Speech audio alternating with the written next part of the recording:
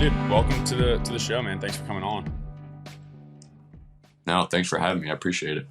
Yeah, this is an honor, man. It's been my brother was talking about it because obviously you're older than me, you're his age, and I grew up watching you play baseball. I always knew about you and all that stuff. I always knew that you were like, or at least for the last several years, I knew that you were tapped in, you and your brother, to health stuff and all the like. And it's just been cool to watch you progress on your journey and to be able to talk right here. It's pretty cool. Thanks, man. Yeah, it's been a while. I mean, every now and then, Josh and I have conversations about, you and Sean, and because I wasn't following on Instagram for quite a while, and then I was following Sean, and then Josh was like, "Have you watched any like Nolan's stories or stuff?" I said, "No." He's like, "Well, he kind of does stuff similar to you." I said, "Oh, that's interesting." And so then I obviously found you. This was when you were still at, I guess, was it VCU? Yeah. Was your last year? Because you had transferred, and I just remember seeing a couple like plates of just meat, fruit, and all this stuff. I was like, "Damn, that looks so good." And I had been, I guess you could call it a health journey or whatever you want to call it, but just interested in just trying to feel good. Not necessarily trying to tap into what's popular or what's going on right now, but I just wanted to feel good.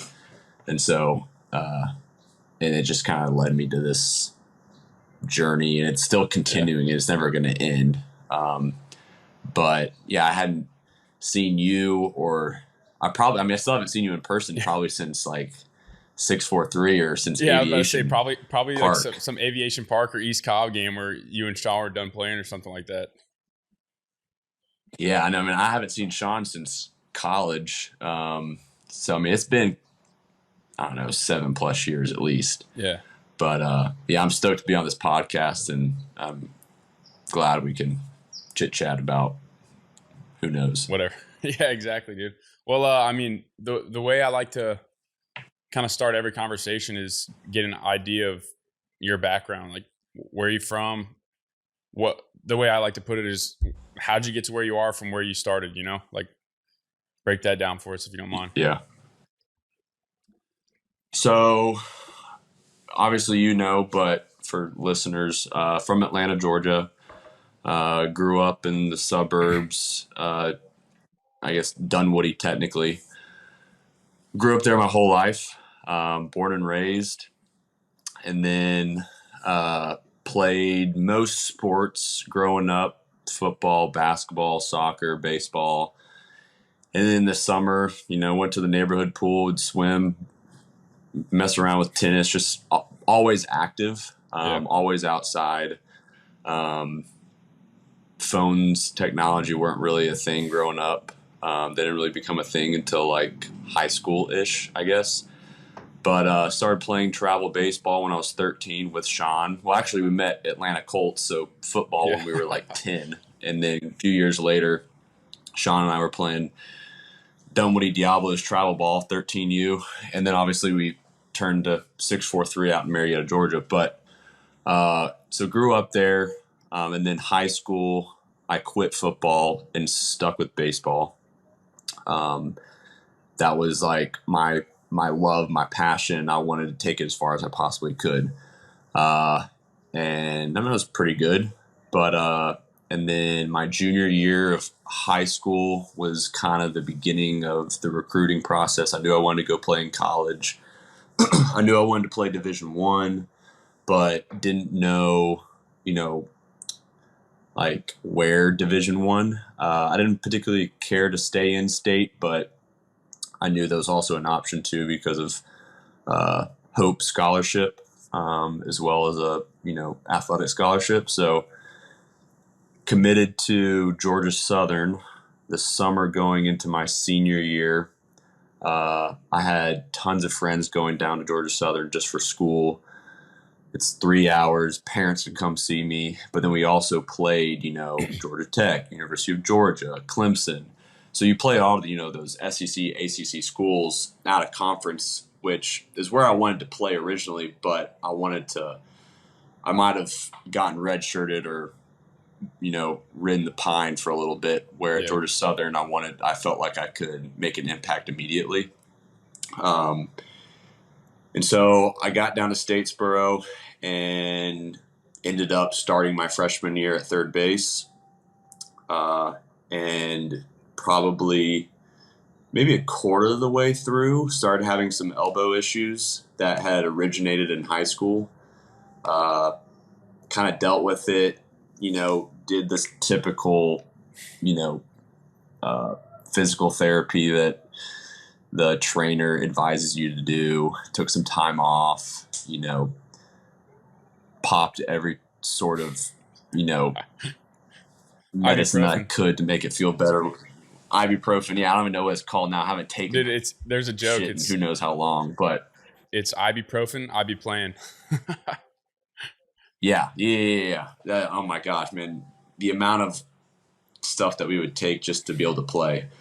I would tape up my arm just to be able to throw, but it got so bad that I had to take probably a month of the season off my freshman year and just rehab. And then towards the end of my freshman year, my arm started feeling better. And so the last series we were playing Georgia State, and I was playing second base and turned a double play, threw it to first, and I just my arm killed.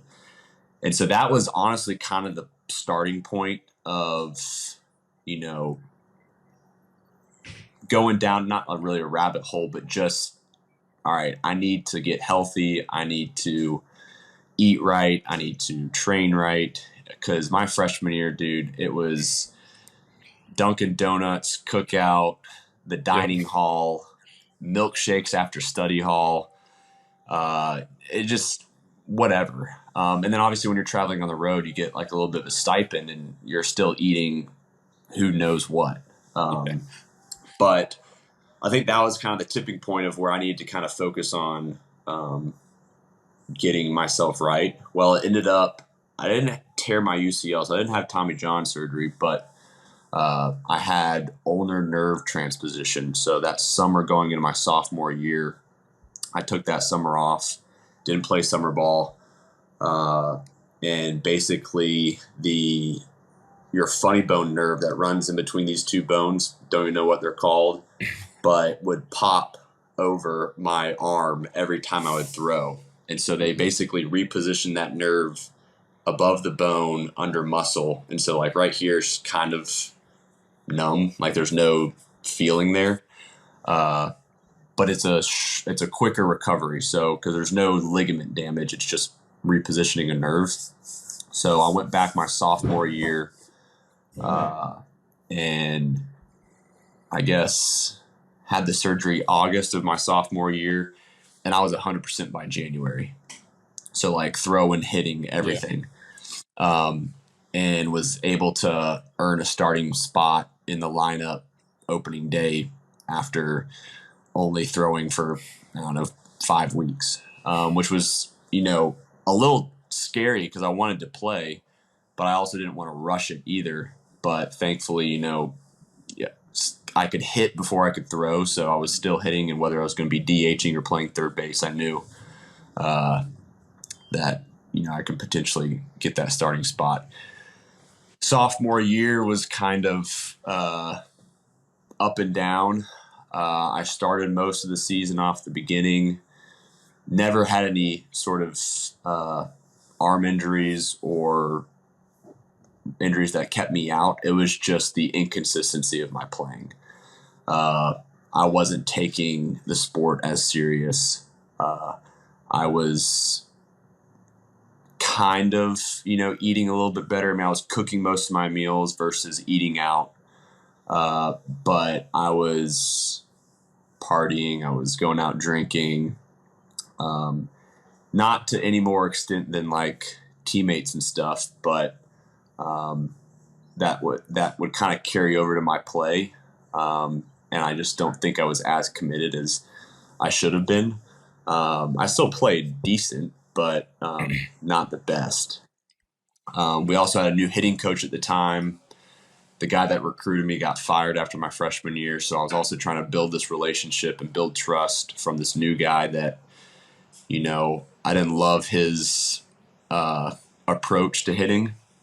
And so we kind of battled and had some disagreements. So that right there was not the best.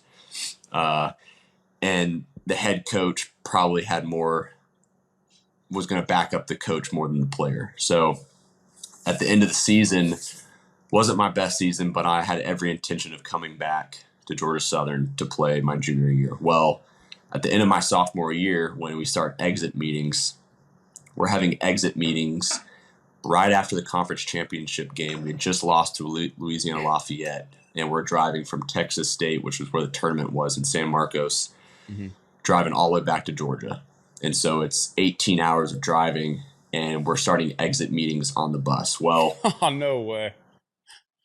dude, it was awful. So at the end of the exit meetings, I realized that me and like 3 other guys don't have an exit meeting.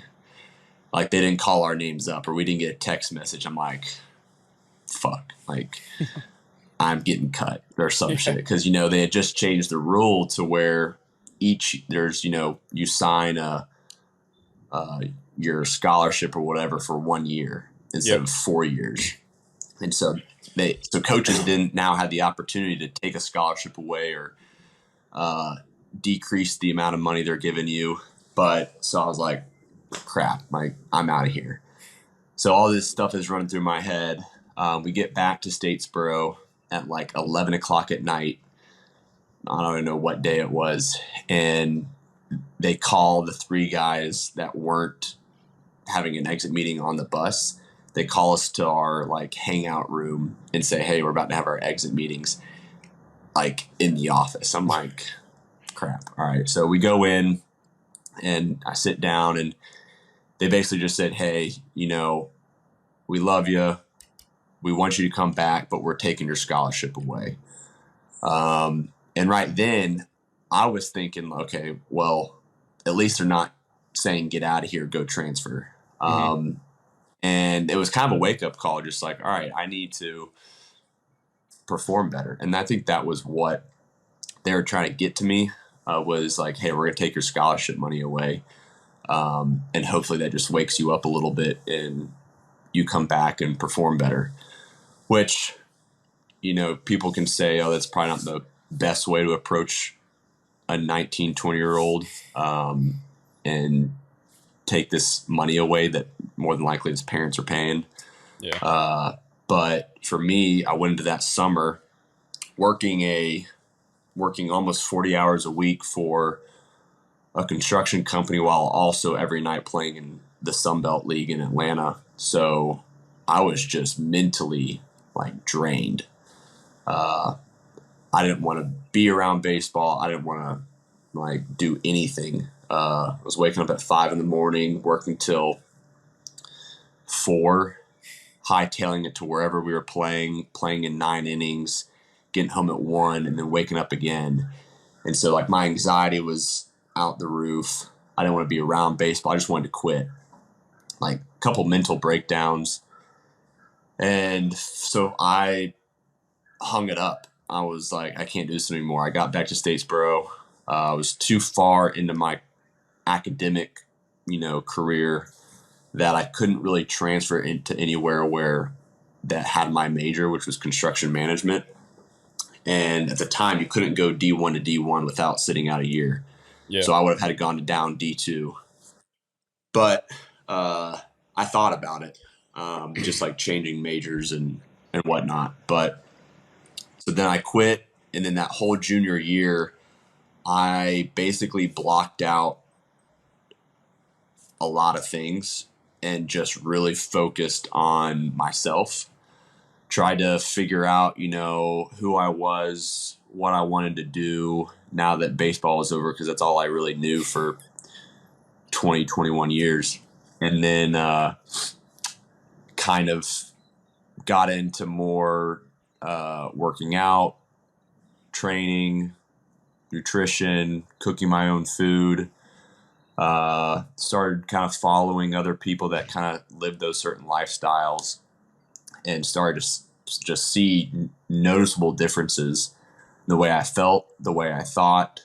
And then after like 5 months of doing that, I was like, all right, I want to play again, but I couldn't just go out and play for Georgia Southern again. So I kind of committed to myself, all right, I'm going to finish these 2 years at Georgia Southern, get my degree, and then I'm going to transfer and go get my master's or start a new degree at another school and play my last year of eligibility.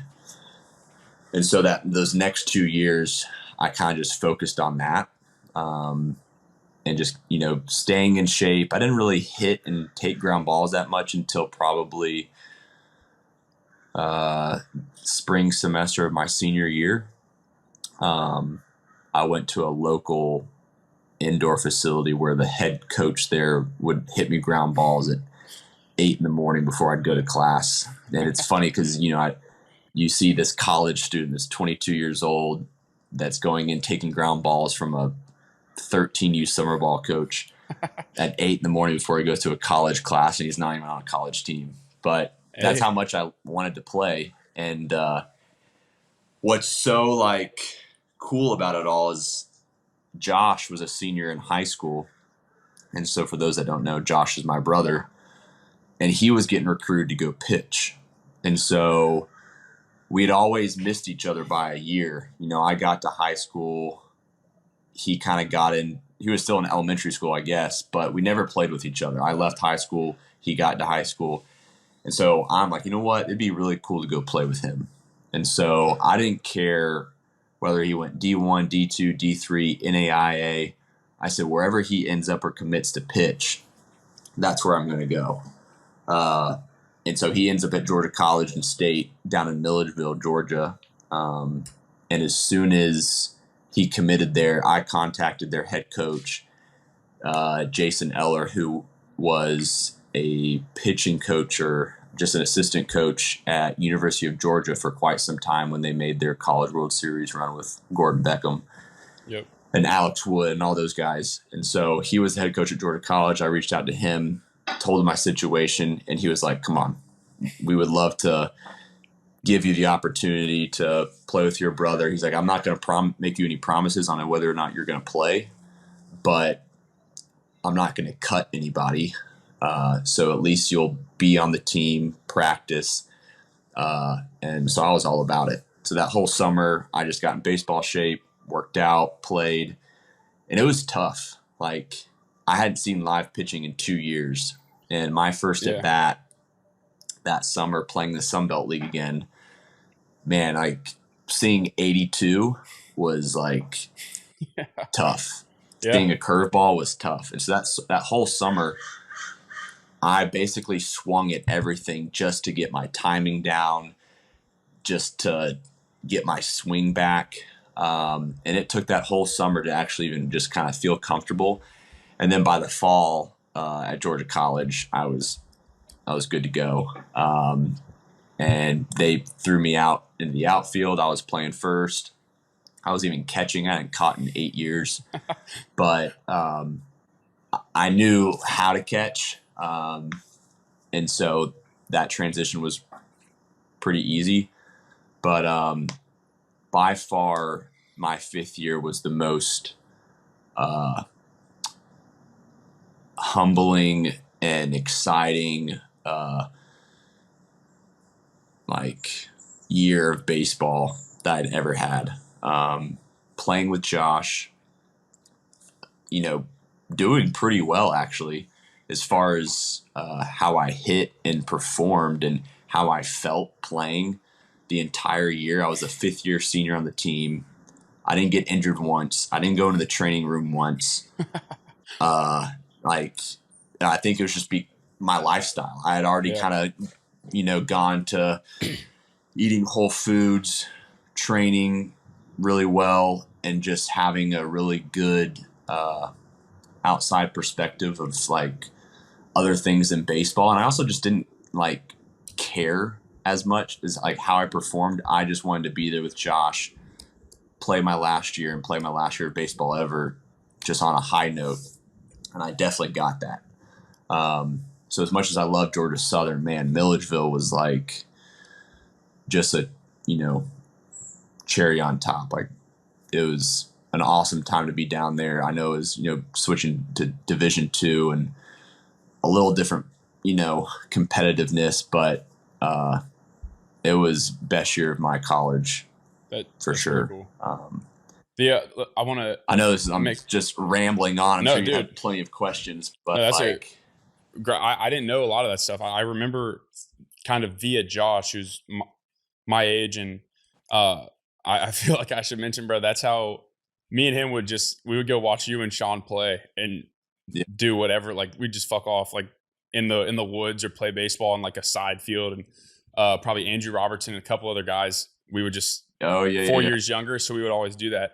But I think a couple comments I want to make. Number one, I remember 643 days and Diablo days. Like, you were always like raw. Like, I just remember being like, oh, Will Hudgins, like, he's a good player. Like, I just remember that. So I wanted to mention that. I don't know why. I just always remember being like, oh yeah, like, he's being like 4 years younger. I was like, this guy's legit. The second thing is the injuries. That's where I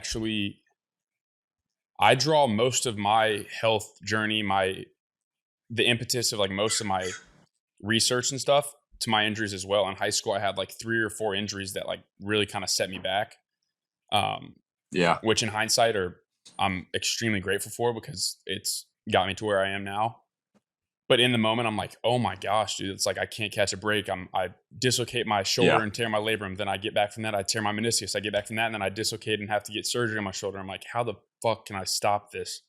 And yeah, for sure. I got one injury in my 5 years of college, and that was actually from high school. It was right as I got to college, and that was I had to get surgery on my toe. But then the rest of the years, 5 years of baseball, you're going to get nicks and knacks, but like, for sure, no surgeries, no like huge injuries. I had a tiny elbow issue, but I pitched the whole season. So I think it's interesting that the injuries, specifically for athletes, I don't know if non-athletes can relate to this, but it was like the desire to not be injured, to not feel badly, that drove me to be like, okay, well, how can I feel good as often as I can? Because I remember my coach always being like, you're not going to feel 100% all the time. And I'm like, well, fuck, I'm going to try. Like, let me see what I can do. So that's the first comment. The second one was the 5th year, man. My 5th year at VCU, I relate to the exact same. I went from ACC, big name school, all this money that they were pumping into the program. Didn't work out for me the way I wanted it to there. Almost quit baseball. If it weren't for a conversation I had with my dad, I was like, dude, I don't really want to do this. I want to go make money, whatever. And he's like, just try it, man. My 5th year of baseball at VCU with Coach Stifler, Coach Foltz, my teammates, we went to a regional. I got a close and at UNC against UNC. It's a highlight of my baseball career. We went 42 and 30 or 20 something. Like, so it was just, we won. We were really good. I had a good year. It was the most fun I've ever had in baseball. It was the most rewarding experience that I've ever had in sports, because I was borderline about to quit my career at a very low point. Yeah. And so I wanted to relate that to you.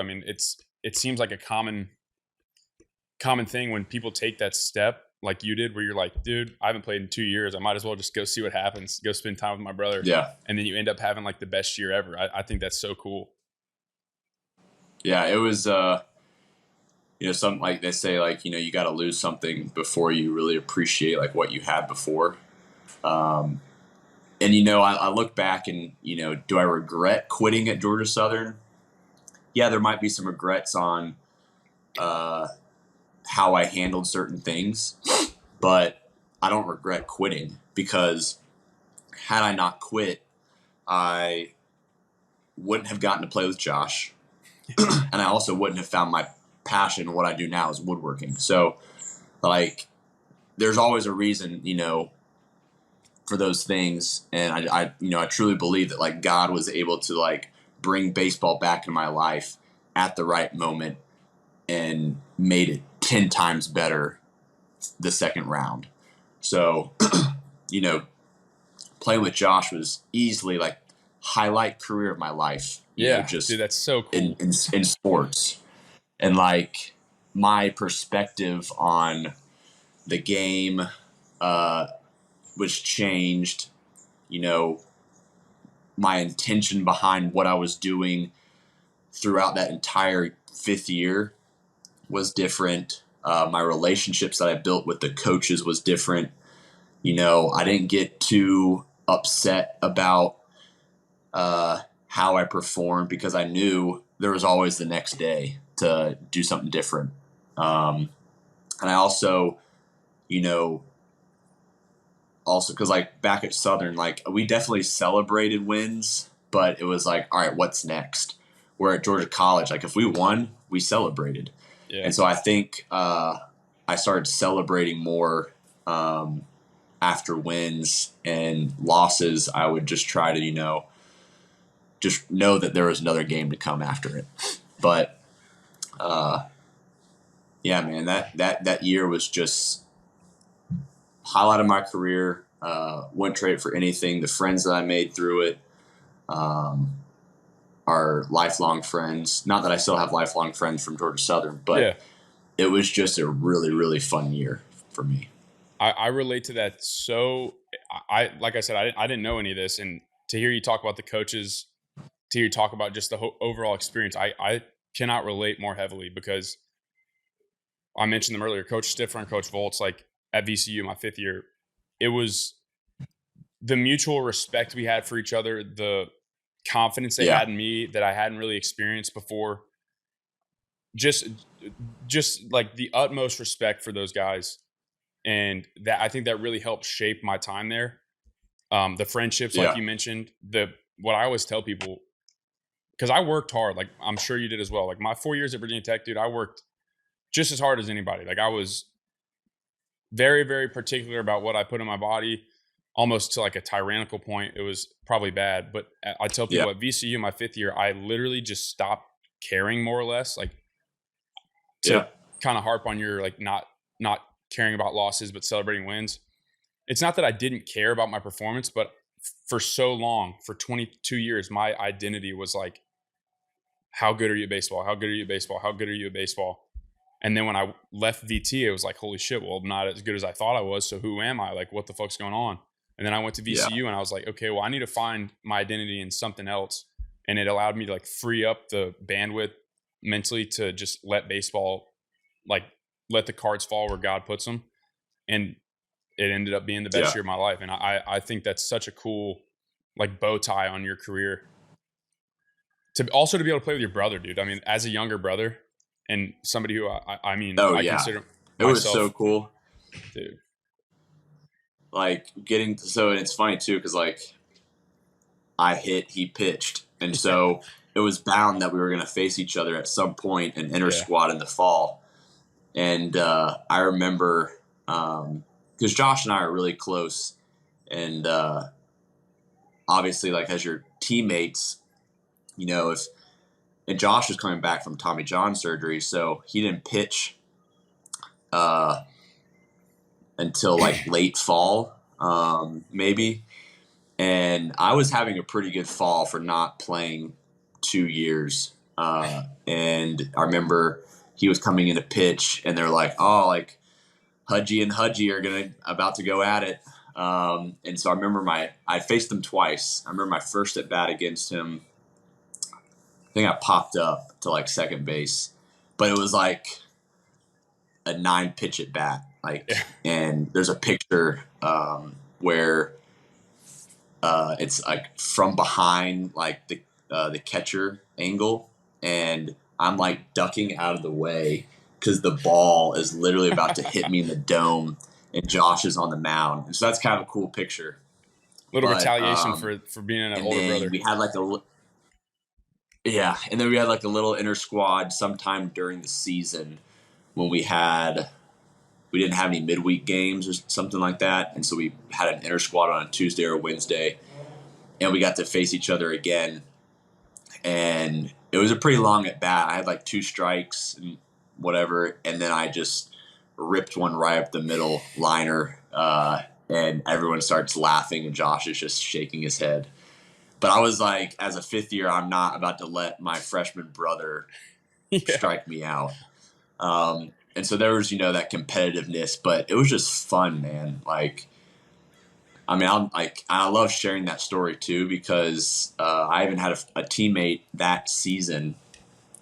His name's Casey Brown, and he played first base, and he kind of struggled that season with, did he want to keep playing? He didn't really perform that well, but he came into Georgia College as like a stud. Went the JUCO route, and he kind of knew my story on quitting for 2 years and coming back. Well, he ended up after that season he quit, and I remember that fall he texted me after like I was already working and doing stuff, and he said, "Do you regret quitting?" And I said, "Yeah, I regret quitting, but like I'm glad I came back because I got to play with Josh." And I told him, I said, maybe this is something that you need to do is step away from it, kind of refocus, do your thing. Well, then Georgia College got a new head coach. He had transferred back to Georgia College because he had transferred somewhere else for the 1 year. And he came back and like walked on basically and had a stellar year with the new head coach. And now he's an assistant coach for Georgia College, like after he played. Cool. So I think he kind of needed that reset of getting away from the sport and then coming back into it. And I think he'll be a baseball coach the rest of his life. Sometimes that's all it's just one of those, funny things. I know, it's crazy. Well, dude, that's insightful. I didn't know a lot of that stuff, so I appreciate you sharing that. You mentioned, yeah, for sure, the woodworking thing. I want to get into that, but firstly, you're coming at us live from San Diego. I want to talk about that a little bit because I think that's just, I'm always fascinated by when people like move cross country, different country, new area. Run me through like why you felt compelled and chose to do that, because if I remember correctly, you didn't know anybody there, or maybe you knew like Tommy John, but other than that, you didn't know anybody. Yeah, I didn't know anybody that lived out here except for Tommy. And what the whole woodworking thing kind of intertwines with the move to San Diego as well. But the whole thing started, and it's kind of funny just how it's all happened. But my junior year of college, I came out to San Diego with my girlfriend's family at the time. We were no longer together, but they had a Thanksgiving trip my junior year, and so they invited me, and I came. And I remember that week, and also like a month prior to that, I had one of my biggest, like, I didn't even know what was happening, but it was like an anxiety attack. Yeah, I was trying to be a good boyfriend. I was trying to get back in baseball shape. I was also trying to graduate on time so I could go play at Georgia College. I was taking 20 or 21 hours. They had because typically you can't take more than 18. Yeah. But they knew my situation. So they're like, all right, we'll let you take 21 hours if you really want to.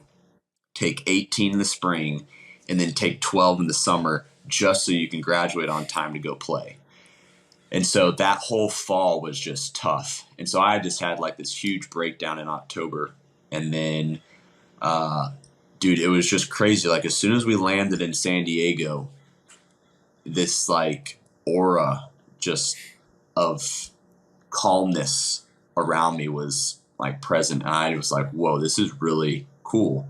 It was sunny the entire freaking week. Beautiful sunsets. Tommy was already out here, so we actually went to his facility and trained with him, or just my girlfriend and me at the time. And at that moment, I was starting to kind of dabble in his principles and how he does things. So it was all kind of new to me, but a lot of his stuff was resonating with me. So that's kind of how I gravitated toward it. But I remember during that trip, I told her, I was like, I'm going to live out here one day. And she laughed, and I was just like, no, like, I'm serious. Like, it's beautiful out here. It'd be just so cool to live out here for part of my life. And so we get back to Statesboro and, dated for a couple more years. But I remember after I graduated from Southern, went to Georgia College, all during my time in Milledgeville, a lot of my teammates would be like, what are you going to do when you're done? Or what are you going to do? And I was like, well, I'm going to work construction, go and work for a general contractor in Atlanta for a little bit. But I kept saying, I'm going to live in San Diego. Like, it's just, I want to so bad. And at the time, my girlfriend was like, yeah, sure, we'll live there for a little bit. We'll move together and whatnot. But I think deep down, she didn't want to. But she knew that I really wanted to. And so then I actually spent some time in Cashers, North Carolina for 2 years, my first job ever in construction. And as soon as I moved to Cashers, like day one on the job, I was like, I don't want to do this. Like, I don't want to work construction. I don't want to be behind a computer. And like, I want to get creative. I want to build with my hands. I love woodworking. I love San Diego. And I called my mom after like a week of living in North Carolina. It was like, whenever I'm done with this shit, I'm moving back to Atlanta. I'm quitting my job and I'm moving to San Diego. And then I was still in North Carolina for 2 more years after. So like the first week there, I already knew what I was going to do. And then I was there for 2 more years. But 2 years of nonstop thinking about the life that I want, I just manifested it in a way that, like, after 2 years in North Carolina, my girlfriend breaks up with me because I wanted to move to San Diego. She doesn't. Our interests, values kind of changed. I get back to Atlanta for about 3 months. I quit my job and I move. And there are some synchronicities into the whole situation as well that I can probably bring up later. But it was just one of those things where, the lifestyle, the weather, the things that I valued, the things that I was interested in, San Diego held. And just to experience something different. I'm not someone that's like, oh, I don't like change. I don't want to change things. I'm very open to change. I like doing different things. I like experiencing new places. And so that's why, like, I'm considering, living somewhere else as well. San Diego's home for right now, but, like Austin, Texas, I love Austin. I would cool live town. there. I want to be close to water. I want it to be warm more than cold. So San Diego just kind of checked all those boxes, and then came out here not knowing anybody. But ironically, one of my best friend's girlfriends, her friend went to San Diego State and played lacrosse. Her boyfriend was from San Diego, who had friends that lived in a house in San Diego that had an open room. And so I actually moved in with them, cheap rent, and it just kind of got my feet wet, got me in the door. Lived there for like 6 months, and then found a little studio apartment. That's kind of a funny story. Up in an area called Encinitas, which is the North County area of San Diego, kind of a surf beach town, and ended up living there for about just over a year. And then I just moved to this new spot with a friend who also went to Georgia Southern, who played soccer, but we met out here in San Diego.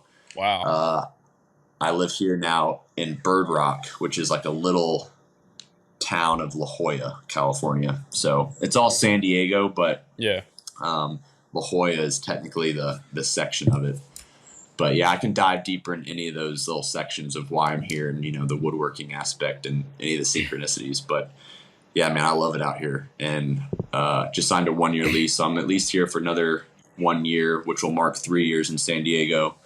Where I go after that, I don't know. There's other avenues that I want to get into. But yeah, I'm always open to like new spots. but San Diego's home right now. Dude, I think that's, first off, I've been to San Diego one time and it was freaking incredible. Like I remember I was at some like showcase thing at USD, and I just remember being like, asking my dad, like, dude, is it like this all the time? He's like, as far as I know, I'm talking like the best weather I've ever experienced. Like, I have a very fond. I remember eating tacos right by the beach, like overlooking the water. I'm like, dude, I think I could eat these tacos every day.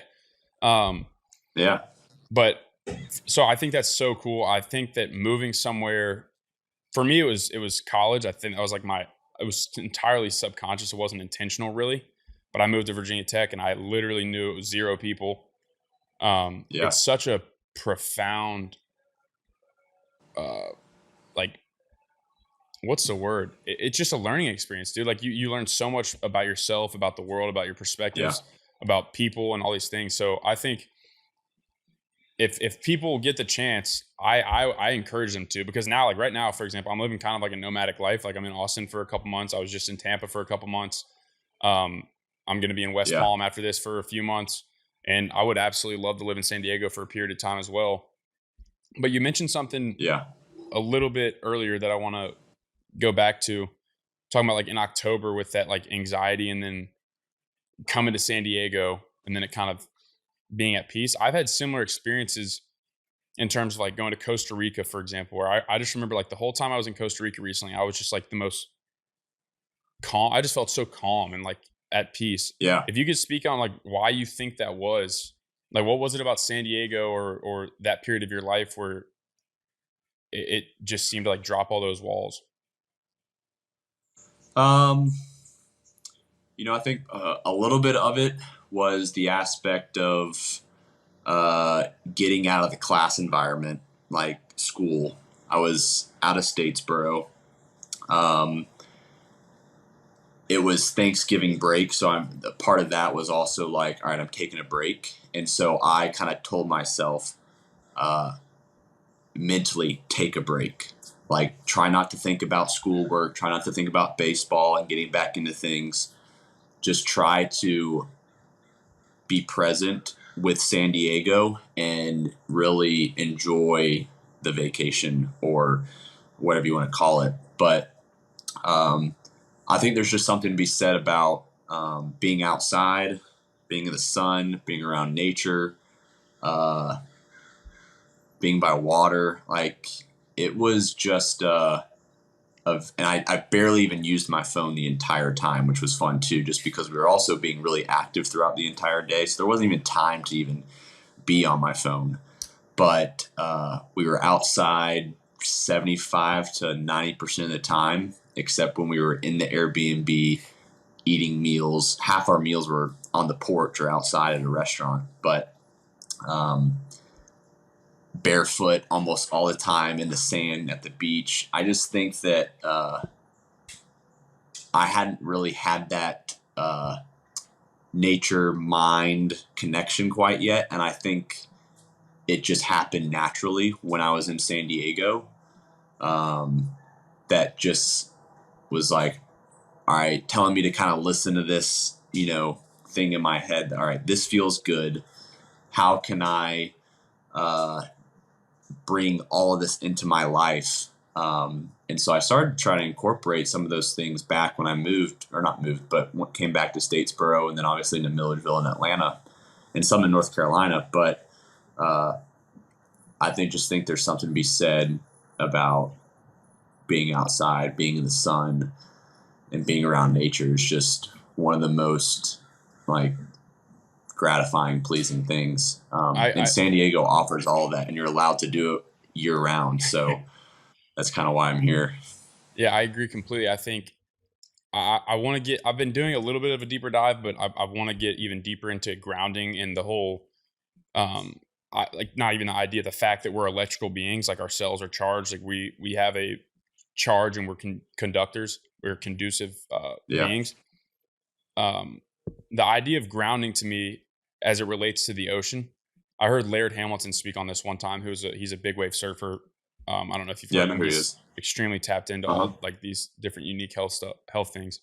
But he talked about how like like the actual science behind why people at the beach are chill, and he talks about the grounding and the I think it's a negatively charged. I think the ocean is negatively charged. It's also like the most conductive, or like it's like the largest energy electricity force or conductor in the world. So Yeah. there's a bunch of different science behind it. I don't know. I'm not going to sit here and act like can spew it off and like relay it in any type of articulate way, but I really do believe that there's a physiological reason for that. And I think that's partially why when you got there, you were 100%. holy cow.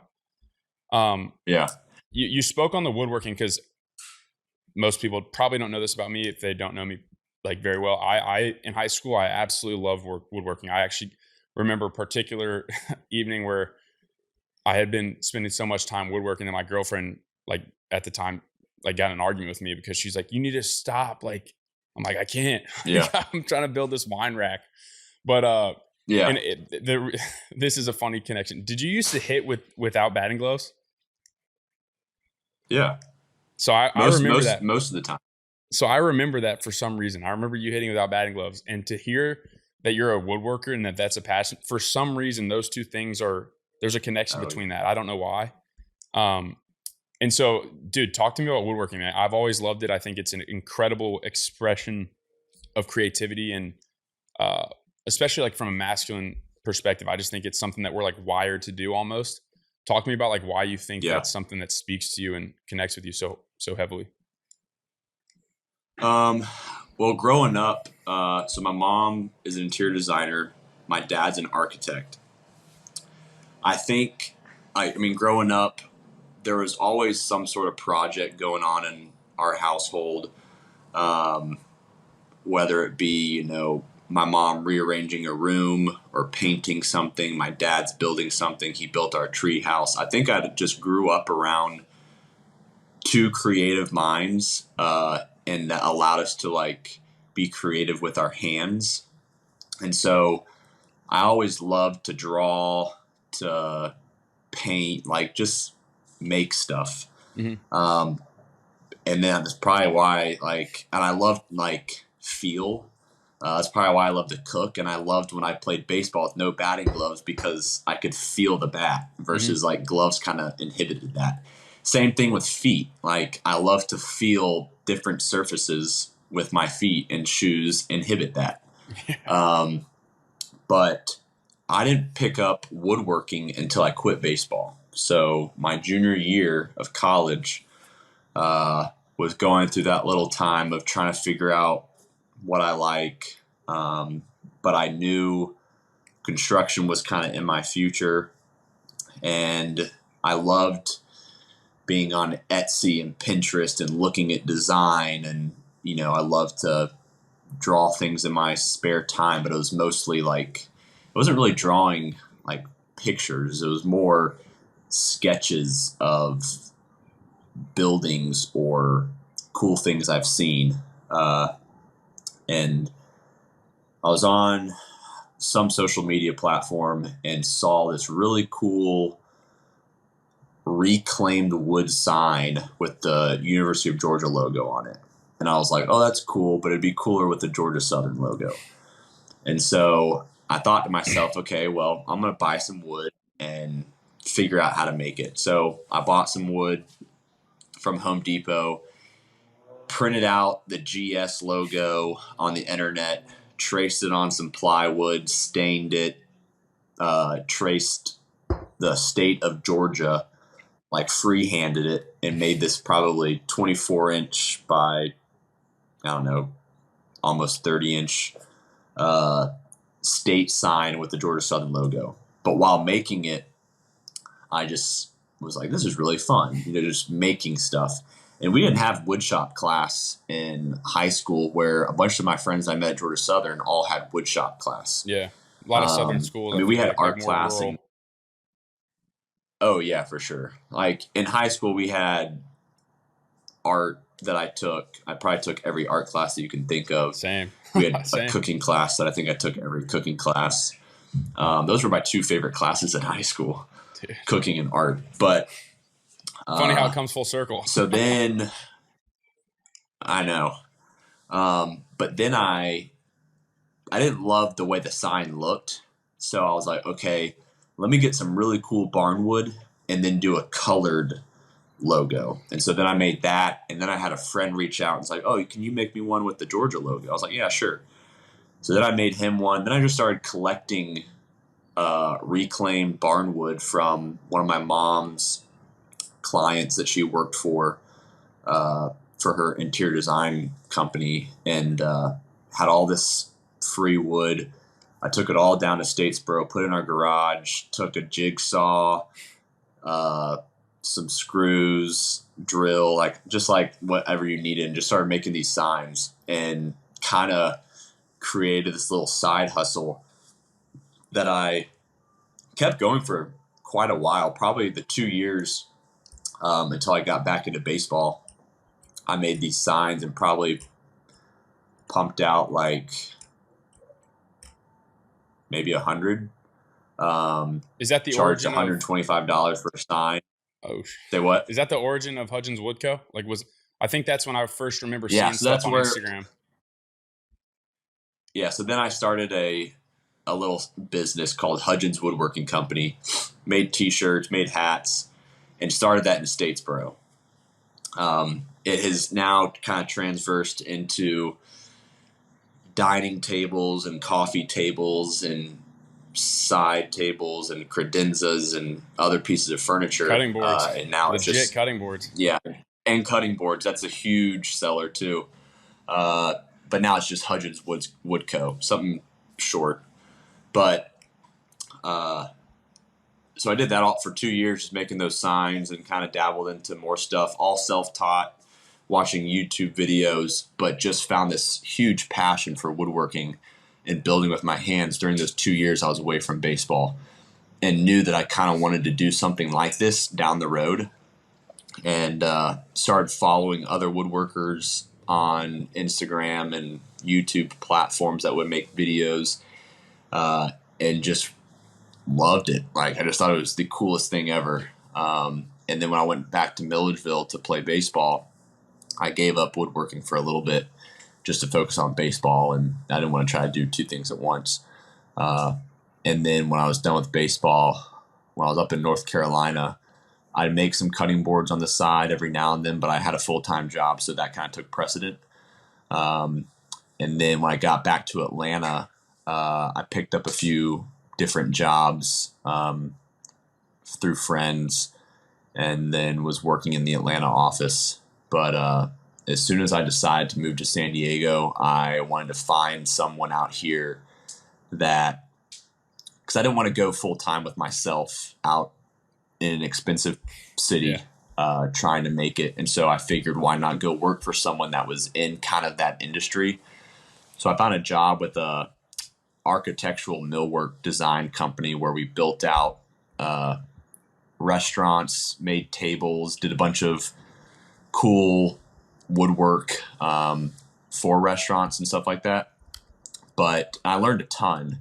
Worked for that guy for about a year, but I didn't really see much growth out of it. And then I was following a guy on Instagram who was making custom tables, and he worked out of this shop called the Makatory, which is essentially a co-working space for makers. You pay a membership and use all their equipment. There's a wood shop, a metal shop, offices, computers. And I reached out to him just through Instagram and said, hey man, I love your stuff. Your stuff is really cool. I love to build furniture. I want to get out of the situation I'm in now, and I want to, just build tables. And never heard back. Like, I could see that he read the message on Instagram and then he just didn't respond. Yeah. I was like, oh fuck, whatever. Well, then I keep working for this other guy for about a month, and then I was like, you know what? I can't do this anymore. I'm gonna go get a job that pays more money. I can work from home, and then I'm just gonna go get my own membership at this Makatory place and just try to build my own business. Well, as soon as I went and toured the Makatory to see what it was like, the very next day, that guy responds to me and says, "Hey, are you still looking for work?"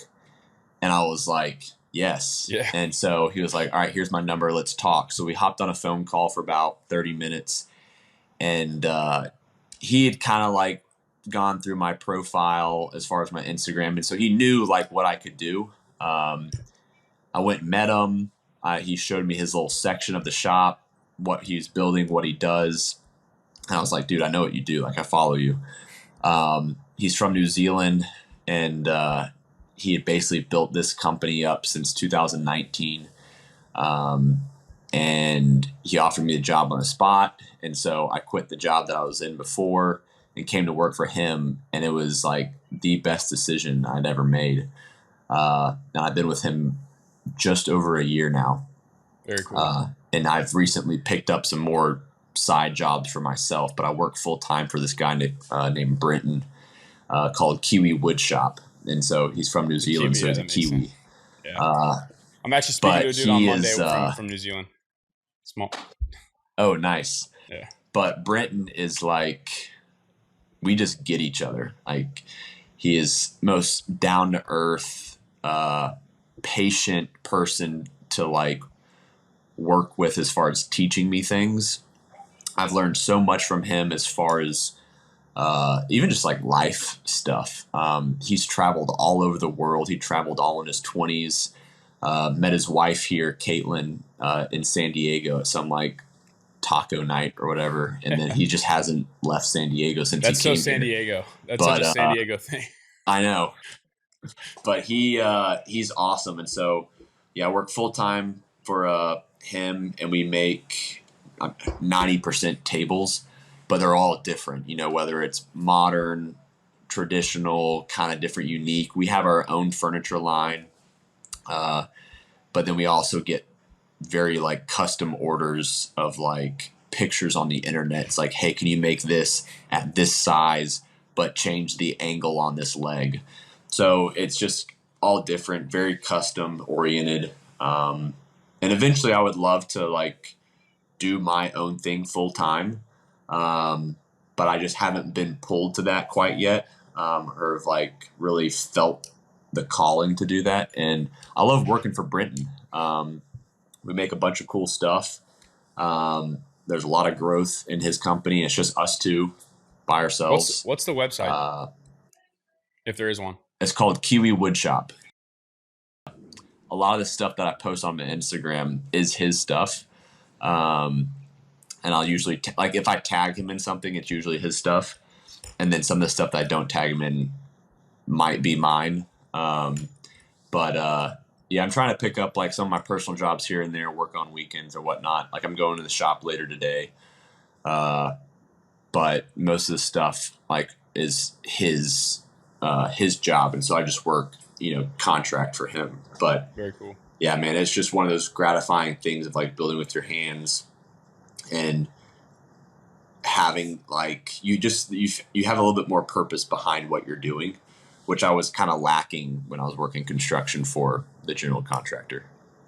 Yeah, woodworking, for anybody who, I guess it's not a super common hobby nowadays, and sort of similar background to you, bro. My dad's a landscape architect, was always like, we built a tree house, was always seeing him like do stuff and kind of doodle. And so I took photography, sculpture, art 2, art 1, photography 2. Like I took like all these art classes in high school. And I remember begging my dad, "Dude, can we please get a table saw? Can we please get a table saw? Can we please get a drill press? Can we please get a drill press? Can we please get a router?" And we ended up like composing like a nice little wood shop. And I some of my most flow state days, I remember being like, okay, waking up on a Saturday after like in high school in the fall when I didn't have baseball, going out to the shed at like 9 a.m. And then my parents being like, "Yo, come on, we're about to go to dinner." And I'm like, "Oh shit." Like it's been the whole day. Dude, it's crazy. And I'm a very physical person as well. I'm barefoot right now. Like I like to touch things. I like to feel things. I like to use my hands in that way. And so it's such a gratifying thing. I'm also creative in terms of like problem solving. I like to have an issue and then think about how to solve it and manifest that solution. And one of the more gratifying things, I'm sure it can be translated into many problems, but seeing something or having an idea. For example, I built a wine rack for my parents, and I'm like, oh, a wine rack would be cool there. What if it worked like this? And then I started drawing, and I used SketchUp and created Yeah. like an actual thing. And then I figured out how to build it, and then it's actually still up. And it's just so gratifying to me to see that whole creative process. And I think there's definitely been some carryover from the woodworking lessons that I learned to my real life, like to the rest of my life. And that kind of stems to my next question. Yeah. What do you think? Because it really does, like, you get lost in it, or at least I did. Like, I would get lost in even sanding or something as monotonous as like planing or any type of like monotonous thing. You get lost in it. What's a lesson or some lessons that you've learned from woodworking that you carry over into the rest of your life, if there are any? I mean, patience is one thing. Like, woodworking is not a fast pace skill. I mean, yes, you can do projects faster than some, but a lot of the woodworking, you have to take your time, especially if someone's going to pay top dollar for your time. You want to make it, top dollar. Mm-hmm. So I think looking at it through that perspective, slowing down and thinking about what you're doing and knowing that, like, hey, you're about to have your hands written all over this piece of furniture and you're giving it to someone else and you're signing off on it saying, hey, this is about to last you a lifetime and maybe even for your grandkids, which is what I want to do. I want to build heirloom furniture, essentially, that's going to last a lifetime. And so, how that correlates to life is like, when things are starting to become fast paced outside of work, or I'm trying to like speed up on stuff, I'm guilty of it, but I try to just take a breather, step back, and just enjoy on what I'm doing. And one of the ways that I do that is just by walking to the beach. It's like a 4-minute walk. And so if I feel a little stressed or anxious on whatever, I'm like, yo, Will, stop. Let's walk to the beach. I go sit in the sand and just stare out into the ocean and just sit quietly. And so honestly, I think patience is one of the biggest things. And then also just like character, like as far as building stuff the right way, not cutting corners, because if you cut corners on woodworking, something's going to go wrong and you're about to give something to a client that's might fall apart. And that just does not sit well with me. If I'm going to give a client something that I built, I want them to know that it's going to last them. So I think, just having good character, it's character building in a way. But then patience is probably the biggest thing. Totally agree. And some of the things that we built aren't really super fine woodworking. Some of the tables that we make are, there's nothing too intricate about it. It's just making precise cuts, sanding it, and putting finish on it. But then there are a couple of things that, you really have to be methodical about, think about, especially when we design the piece of furniture by ourselves and we draw it on a piece of paper, put our ideas on it, and then Brenton goes on to, a software and traces it or draws it, and then he puts it on another software, and then it kind of designs what we're building with the dimensions and how big it's going to be. Then that's really where, a lot of time goes into it. And so that's why custom furniture is so expensive, just because, it's the time that you put into it, and what you think you're worth. And so if you think you're worth a lot, well, then you better make sure that this is a really nice piece of furniture. Yeah.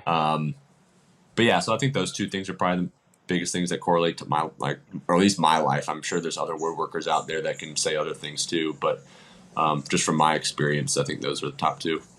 I totally agree with both of those. And I also think the thing about custom furniture and really anything that's like the creative process, that's like a creative thing you're paying for, furniture, painting, whatever you may like, literally uh, sculpture, literally whatever. You're paying for the time that Yeah. you are actually putting towards that job, but you're also paying for the X amount of experience and time that you've put towards other jobs that have built up this like repertoire Yeah, for sure. or resume of expertise. So I think that's really cool. I think patience and character building is like, I could not agree with more with both of those, because like you said, you have your hands all over it. And if you're not conscientious or you have subpar character, you're going to give somebody something that has your hands all over it, and then say it falls apart, or they notice that it's not the quality that they were expecting. That's going to translate to you and your business and your reputation, which is very important in my opinion. So I think those are both great answers. Yeah. There's kind of, real quick before we transition to health, talk to me about like the cutting boards, dude. Cause like, have you ever thought about doing like a website or anything like that? Cause the cutting board I got from my buddy, for his wedding, they love it. They thought it was a really cool gift. That'll probably be what I get. Frankly, anybody listening that I know is like my friend, you're probably getting a Hudgins Wood Co cutting board for your wedding present, just so you know. Yeah.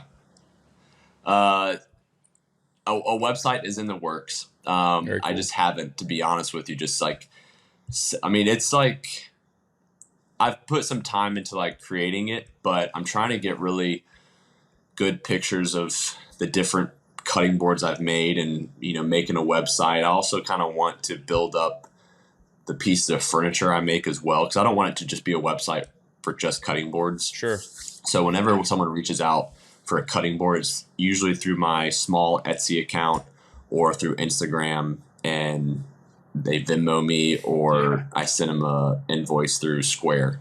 So it's all most of it's word of mouth, but there is a website that's starting. I'm hoping to have it like really finished by the end of the year.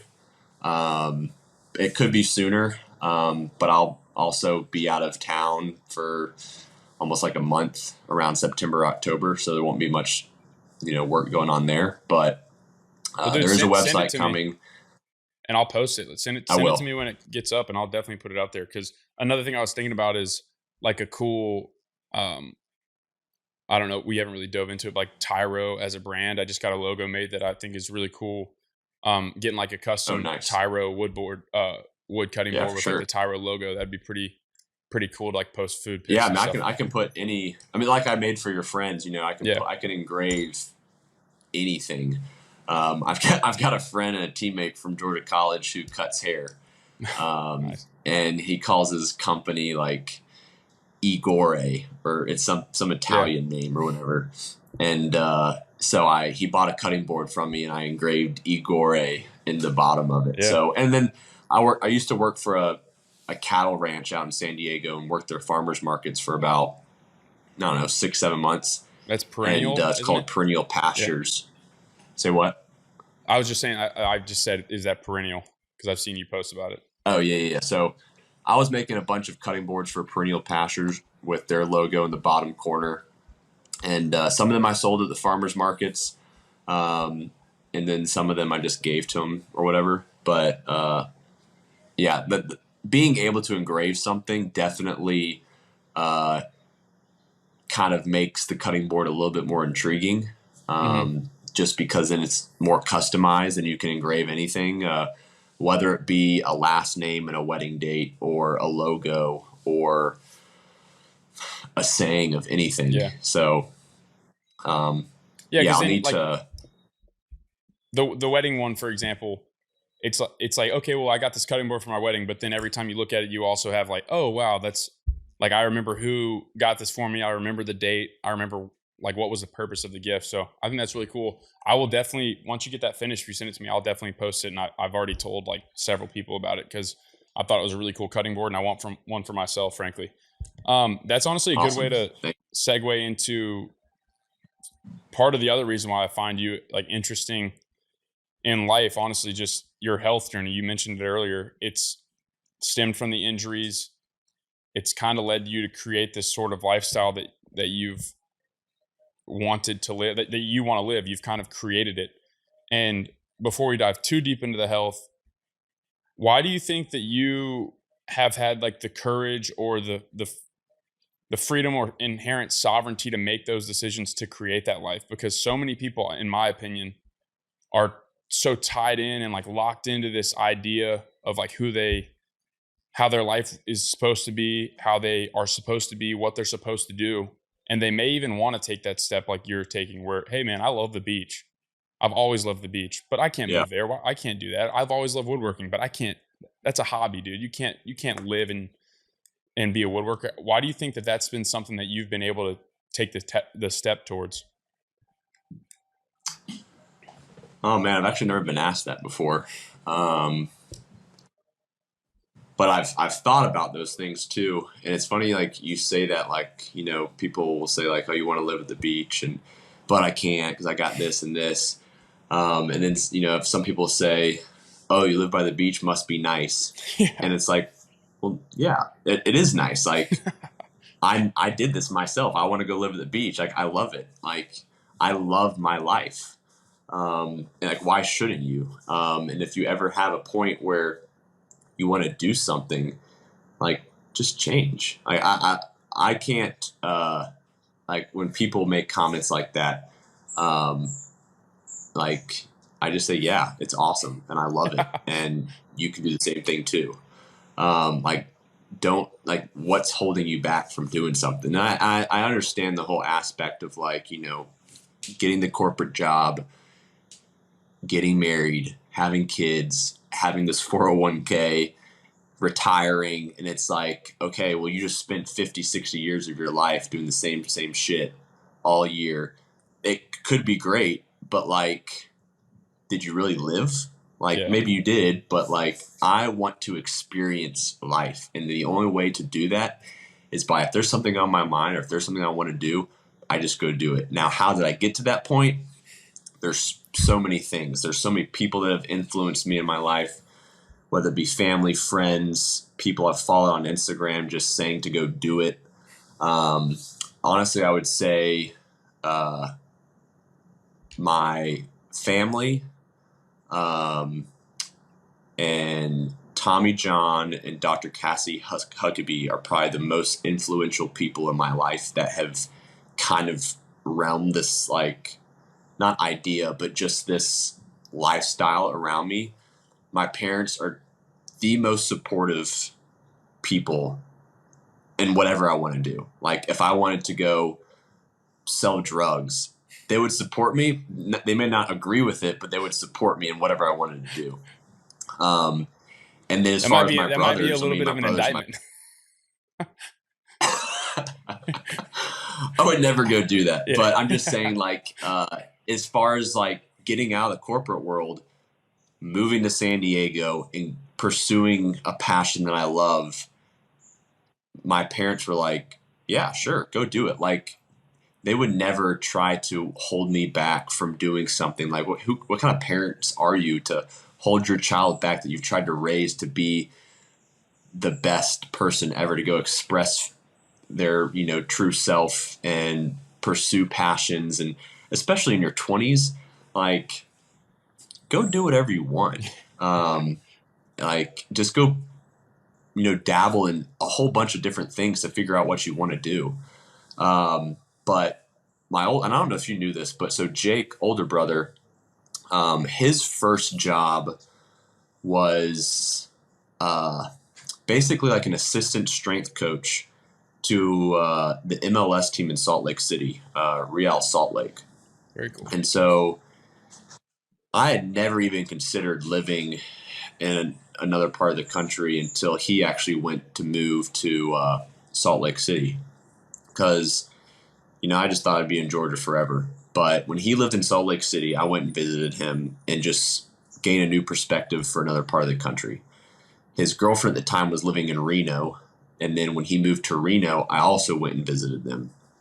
And we went to Lake Tahoe. And I just saw like another area that I'd never seen before. And I think that also kind of grew my interest for just experiencing different things and seeing different places. And then I also studied, I forgot to mention this, but I studied abroad in Oh, wow. college when I wasn't playing baseball in Cape Town, South Africa. And so I had a buddy in college that went the year before, loved it, and it just looked really, really cool. So one of my best friends and I, we went to Cape Town together with 90 other people, and we were there for about 2.5 weeks, doing a lot of community work, but also kind of doing some fellowship and personal growth stuff. And it wasn't so much like taking classes; it was more, I guess, personal stuff.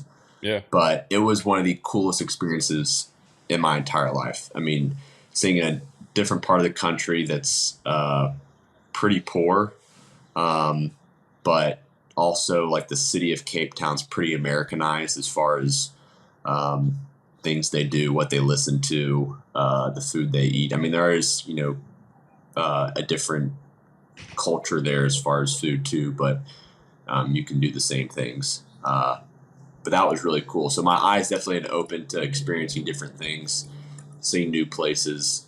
But when it comes to like how I, gain this courage to do something different, I think just over time, the people that were the biggest influences on my life, seeing them take those steps to doing different things, moving across the country, doing jobs that were not very, typical, and they're pursuing their passions. And the more information you consume of certain things, you're going to start doing those things more than likely. So if I were to only watch information about, Wall Street and the stock market and investing and all that stuff, I probably would end up doing that. Yeah. So I think what I was consuming, just over time, I really wanted to do that. And so I ended up just quitting my job and moving out Sending here. I can't remember what the question totally was. I kind of went on a little tangent there, but you answered it. Feel free to answered it perfectly. The yeah. the support thing for your parents, I relate to that as well. I mean, and not to get too deep into it, but my dad is always, the first time I ever really experienced this is why I'm so grateful for Virginia Tech, man. I literally knew 0 people. It's a new part of the country I'd never been to. I grew up in a 7 million person metropolitan area, moved to a 70,000 person town in the mountains of Virginia, and I fucking loved it. I was like, holy cow, there's a life outside of Atlanta. What? And then I played summer ball in New York. I played summer ball in Maine. I lived up in Boston. All these different experiences where I kind of was talking to my brother the other day about it. I've lived in Atlanta. I've lived in Blacksburg, Virginia. I've lived in Watertown, upstate New York. I've lived in Maine for a summer. I've lived in Boston for a summer and a winter. I've lived in Richmond, Virginia. I've lived in Tampa, and I've lived in Austin now for a little bit. So once you get a taste for you, it was Salt Lake. You're like, oh wait, dude, like you can move out here and create a life for yourself. You can move to Reno. You can move to San Diego. I think it's really that first experience is what kind of starts the momentum. And what I'm tying that back into is my dad always says, when I was thinking about going to VCU or quitting baseball, he goes, Nolan, listen to me right now. What is the worst that can happen if you go to VCU? You don't like something for 7 months. You could do anything for 7 months. What's the worst thing that could happen if you move to Tampa and start this new job you never tried? Okay, you move to Tampa, you stay there for 3-4 months, you don't like it, and you move. So the whole idea of what's the worst that can happen, to me, has been really freeing. For you, for example, okay, you quit your job, you want to move to San Diego, you move to San Diego, you sign a year lease. Okay, dude, you don't like the job you get, you end up not liking San Diego. You can do anything for a year, man. Then you move back, whatever. Dude, you have to take that leap. And so I think that's the biggest thing that stops most people. It stopped me before, and I am doing my absolute best to never let it stop me again. Because like the underlying faith in God and that it's all going to work out, man. Like everything's going to work out just the way it's supposed to. You just got to take that leap of faith. And honestly, it sounds cliche, but like literally just send it. Like that's the way that I look at it. It's like, dude, you hate your job, you don't like your life, change your environment. That's the easiest way to impact your mental state, in my opinion, and the quality of life is to change your environment. So I think that's really cool. I think you mentioned Tommy John and Dr. Cassie. I've seen her. Cassie Huckabee. Well. Yeah, so that they're on the health space, and for everybody that doesn't know, which is most people, Tommy John, interesting little like family connection. He was you and Sean's coach on the Diablos, I believe, and he's the son of Tommy John. You can explain that in a second. So go ahead. Yeah, go ahead. Oh, did you have a question? Yeah, I was just gonna say, like, how has your health journey and you mentioned him and your family, really, so that's a pretty small group of people that him and Dr. Cassie are a part of. How have they impacted your health? Because I love Tommy John stuff. I love the way he lives life. I think it's just I just love it. Massive respect to him. How has he impacted your health? And you can also speak on who he is and all that, because hopefully he'll be on the podcast. Yeah. So I met Tommy, or Sean and I met Tommy when we were 14. We're playing for Danny Ruckel. Danny Ruckel was a teammate of Tommy's at Furman. And Tommy was just starting at Life University for chiropractic school in Marietta for 4 years. And so he was basically like a summer ball assistant coach for us, just kind of hung out with us and did whatever. I remember it vaguely, but not like to a T. But then when we got to high school, he ended up becoming our strength coach my freshman year of high school. And then sophomore, junior, and senior year, it was just one of our head coaches or coaches that was our strength coach. He was just doing too much with school. And so, and like Tommy's philosophy and principles are not they're unorthodox to what people think of like training these days. And so trying to get high school kids to wrap their brain around Tommy's intention is very difficult. And there was only a select few of us that gravitated to it just because we just thought it was interesting, and me being one of them. But then Tommy and I kind of lost touch sophomore, junior year, and then senior year. I started to first have those elbow issues, and I also pulled my hamstring.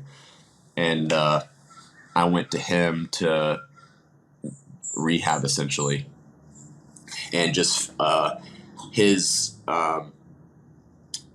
like emphasis on how he kind of trains was so different than like how you would typically try to rehab back from an arm injury or a hamstring injury. So basically his aspect of training is force. So you're trying to allow the body to absorb as much force as possible. So an injury happens when we can't absorb amount of force. So whether that be throwing a baseball, jumping off whatever, and your legs not able to absorb that force. And so we shouldn't be,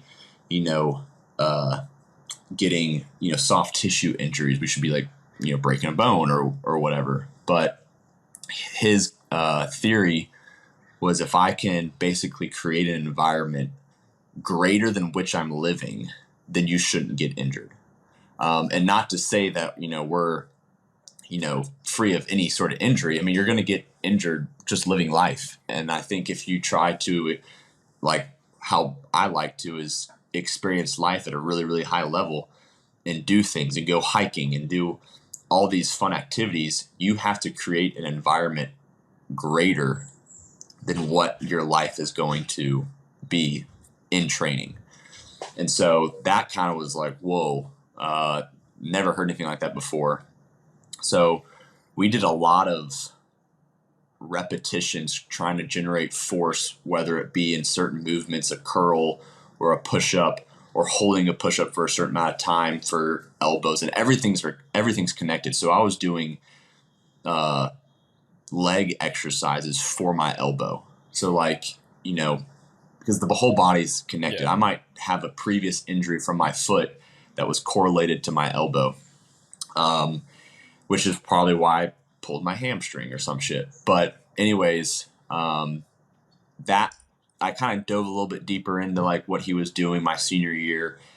Lost touch again with him when I actually had the surgery in sophomore year of college.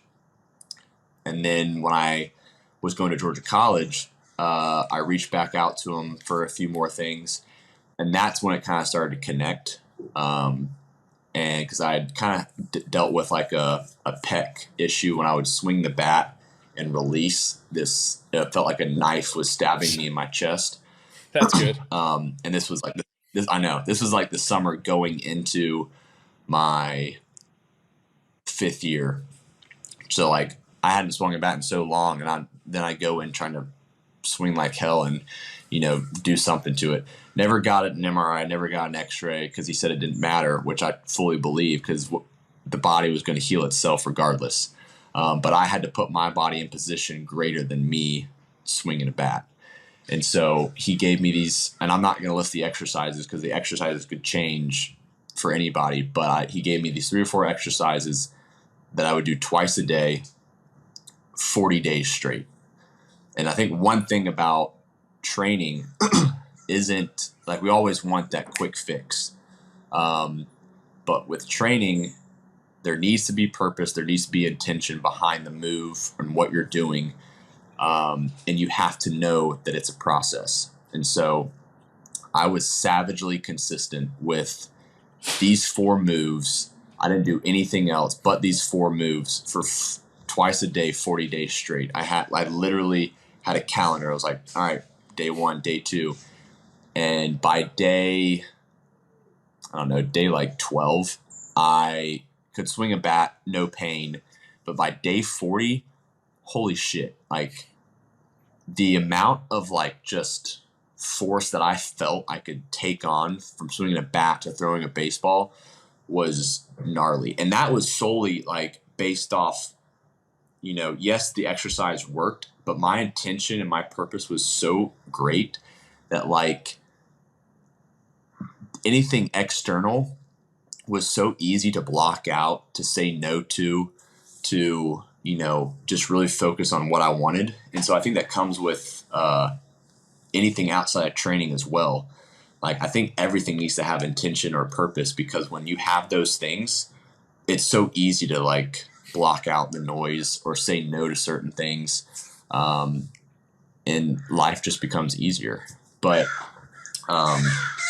Tommy has just helped me, and he lives in San Diego, and he's just helped me as far as perspective on life, training, being free. He's also harps on being free from any sort of, protocol, diet, food system. Like he just wants you to be free from it all. Because if you have this concept of like, oh, I have to eat this way, I have to train this way because so-and-so said so, because it's healthy, it's not going to work. Or it's like everyone's different. So I've tried everything too. Like I've done carnivore, I've done paleo, I've never done vegan just because I know the power of animal foods. But dude, that's the one diet like, that I just done simply couldn't everything. do. Yeah, it's I just love meat. I know, I do too. There's so many different things I've done, but you have to make it your own.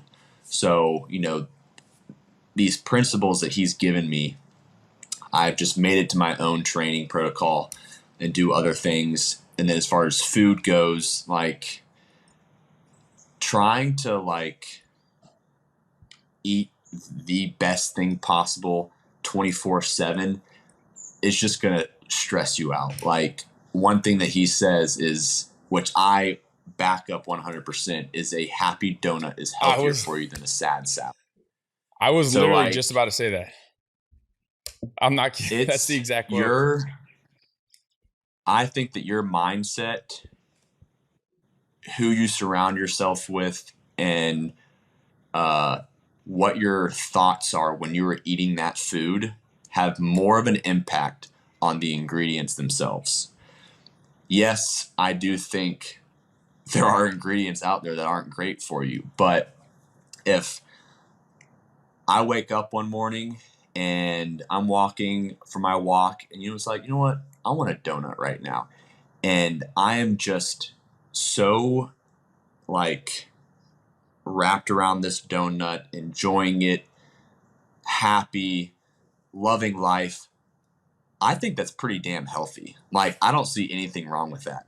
But I also don't see anything wrong with like making a home cooked meal with ground beef, carrots, sweet potatoes, a homemade sauce, and a homemade lemonade. Like, all great ingredients, way different than the donut from the donut shop.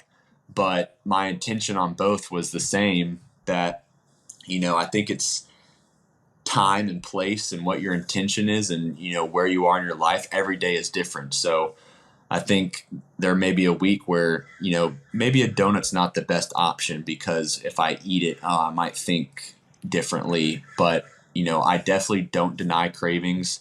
I definitely always try to, when I am cooking my meals, try to buy local. I love the farmers markets, and make my own food. But I also love eating out at a restaurant and getting a meal.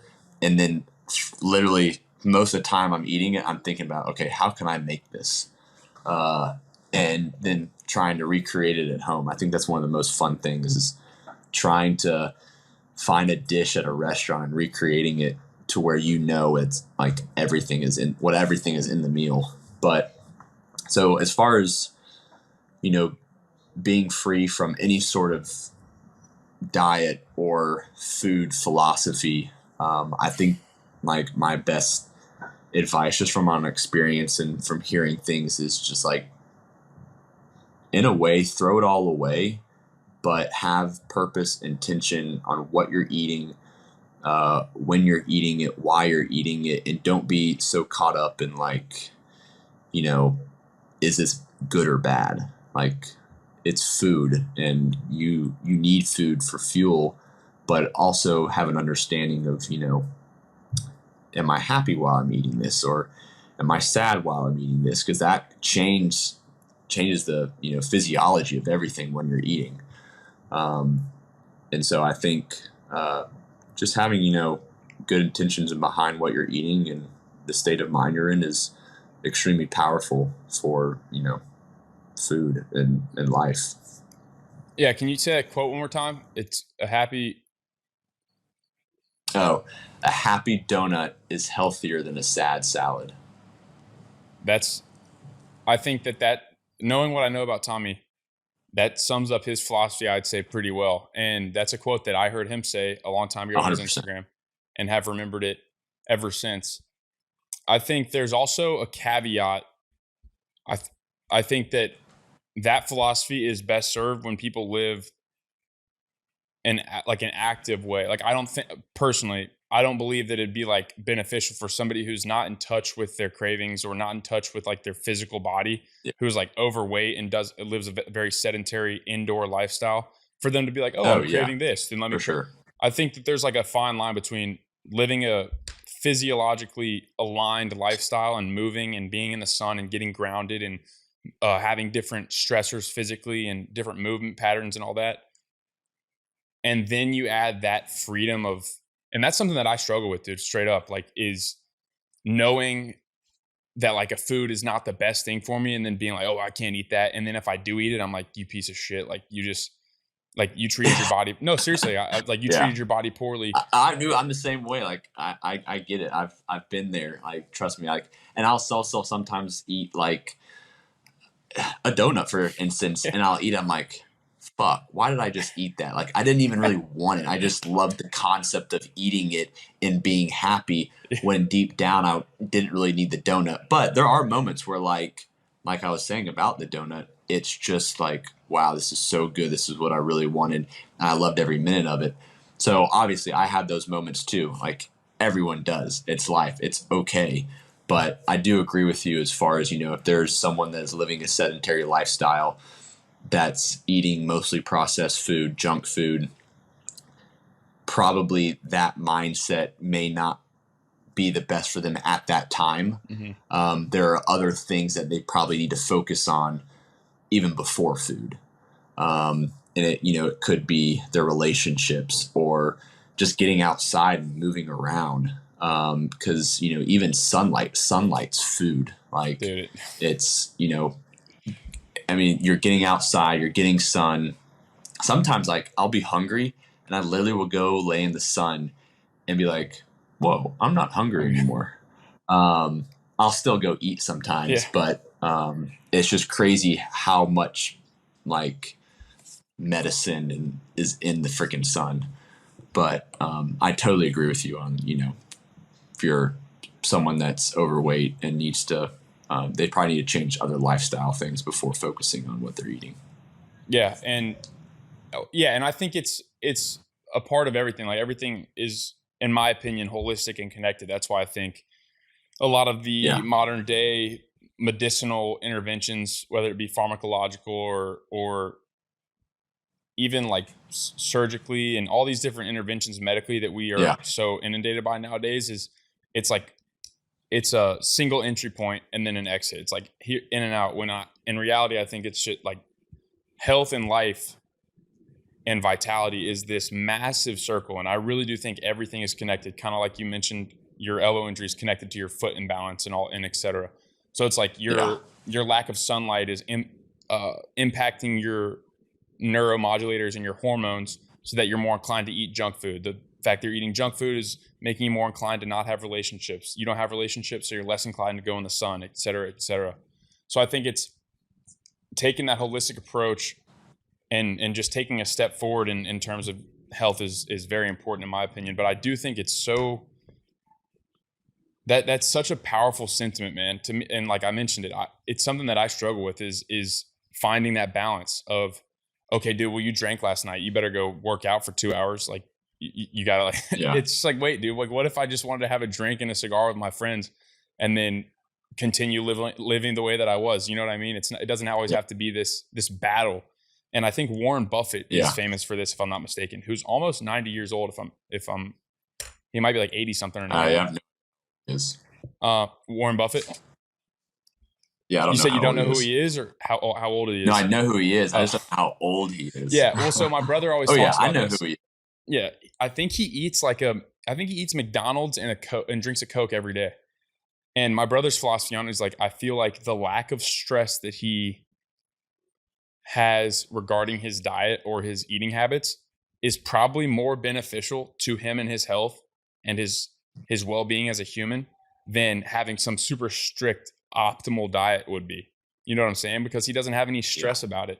And so the word you use, free, I think is such a cool goal to have regarding your diet specifically and training, because that's kind of, if I understand correctly, it's kind of similar in Tommy's and your training philosophy as well. It's not like, okay, on Monday, Tuesday, Thursday, Friday, I'm doing this many lifts of this exercise for this many reps every day for like, or until I do a new cycle. At least that's my understanding. I think the freedom to maneuver within a routine is so important. And that's something that I'm experiencing like as we speak in terms of training and eating. And I find that to be very fascinating insight. Yeah. There's one thing too, it kind of wraps everything up as far as me moving to San Diego. It kind of correlates to Cassie and Tommy a little bit as far as like synchronicities. Recently, like not recently, but before I moved, thinking about it all the time, there was a point where I started listening more to Cassie's word in a way, I guess you could say, and what she was preaching and whatnot. And there was one, and this was kind of like the aha moment of me where I was just like, whoa, I feel like I'm really in tune with what I'm thinking right now. I'm present and I'm just like dialed in. And I'll read you my journal entry too about it. But basically, there was this shit. Let me find it. I'll just read it. Dude, do it. Because then it'll just make more sense. But this was, I'm trying to think. I had just put in my 2 weeks at the company I was working for, and I had already decided that I was moving to San Diego. I wrote this was May 16th of 2021. So yeah, I had just put in my 2 weeks at the company I was working for. I said the other day I got back from a 13U practice. At the time I was coaching a 13U team. I laid tired in bed watching House Calls number 4 on my phone. And House Calls, the time, was a weekly series that Tommy and Dr. Cassie would do to talk about health, wellness, and just, they would catch up and talk about life. So I'm like getting chilled right now. It said this particular part of the video, they were discussing synchronicities and being present. When we are present, we start to notice those synchronicities. It has been a long time coming that I had wanted to live out west, specifically San Diego. Over the past year, I've been thinking about it hard. You could say I'd been manifesting this. After being offered a position with Helvey Design, which is the company I was working for before, and finding a place to live, everything seemed to be falling into place or in sync. This has allowed me to continue to stay present and appreciate its value. Well, this led me to another video on Dr. Cassie's website called Come Alive. She discusses pursuing things that make you come alive. And she read a quote by Howard Thurman: "Don't ask what the world needs, ask what makes you come alive, and go do it, because what the world needs is people who have come alive." After hearing that quote, this just reiterated my purpose and my want to pursue San Diego and my passions. Well, just the next morning at our bi-weekly Friday meeting, Brent, our personal development director, was there to share a devotion before we kick-started the meeting. This devotion was about compassion and boldness. Throughout the devotion, there were many key points he discussed that made me feel warm inside about my decision moving to San Diego. Well, then he ends the devotion with a quote. In that moment, I started to get chills and goosebumps, and I didn't know why, but I'll be damned. At the end, Brent reads Howard Thurman's quote, "Come alive." So I sat there with goosebumps covering my body, just in awe. In that moment, my heart was racing, which is literally right now, because of the thought of the unbelievable synchronicity of like that moment of, I had just listened to that freaking video the night before.